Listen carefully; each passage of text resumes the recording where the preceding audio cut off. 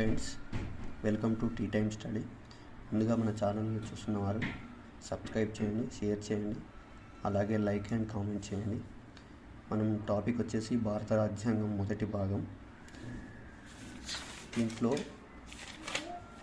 మనం చూసుకున్నట్లయితే మన ఇండియాలో మొట్టమొదటిసారిగా కీర్తి శకం 1600 సంవత్సరంలో ఈస్ట్ ఇండియా కంపెనీ స్థాపన జరిగింది. ఈ కంపెనీ స్థాపనకు వచ్చేసి ఎలిజబెత్ రాణి జారీ చేయబడ్డ చార్టర్డ్ చట్టాలను అనుసరించి కంపెనీ స్థాపించడం జరిగింది. చార్టర్డ్ అనగా ఒప్పందం. 1608 సంవత్సరంలో సూరత్లో మొట్టమొదటి వర్తక స్థావరంను ఏర్పాటు చేశారు. అదేంటిది? ఈస్ట్ ఇండియా కంపెనీ ఏర్పాటు చేయడం జరిగింది. 1612 తర్వాత వివిధ ప్రాంతాల్లో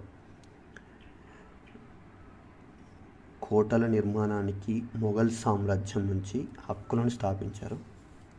1667లో నాణేల ముద్రణకు ఈస్ట్ ఇండియా కంపెనీ అనుమతించడం జరిగింది. 1726 మద్రాస్, బొంబాయి, కలకత్తా యందు మేయర్ కోర్టులను స్థాపించారు. 1757లో ప్లాసీ యుద్ధం భారత్ బ్రిటిష్ సామ్రాజ్య స్థాపనకు పునాదులు వేసింది. ప్లాసీ యుద్ధ విజేత వచ్చేసి రాబర్ట్ క్లైవ్. 1764 బాక్సర్ యుద్ధం అనంతరం 1765లో బెంగాల్ నవాబ్ షా ఆలం నుండి బ్రిటిష్ వారు దివానీ హక్కులను పొందినారు.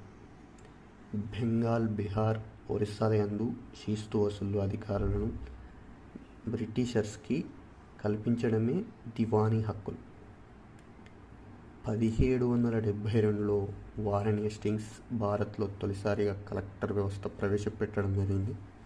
మొట్టమొదటి కలెక్టర్ వ్యవస్థ వచ్చేసి 1772.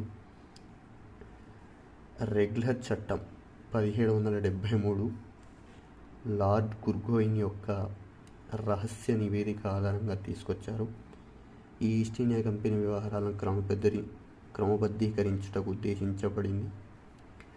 లార్డ్ నార్త్ అనే బ్రిటన్ ప్రధాని ఈ చట్టాన్ని ప్రవేశపెట్టాడు. భారత్లో కేంద్రీకృతమై పాలనకు పునాదులు వేసింది. బెంగాల్ గవర్నర్ జనరల్ ఆఫ్ బెంగాల్గా మార్చడం. తొలి గవర్నర్ జనరల్ వచ్చేసి వారెన్ హేస్టింగ్స్. బాంబే, మద్రాస్ ప్రెసిడెన్సీలను ఇతని పరిధిలోనే తీసుకురావడం జరిగింది.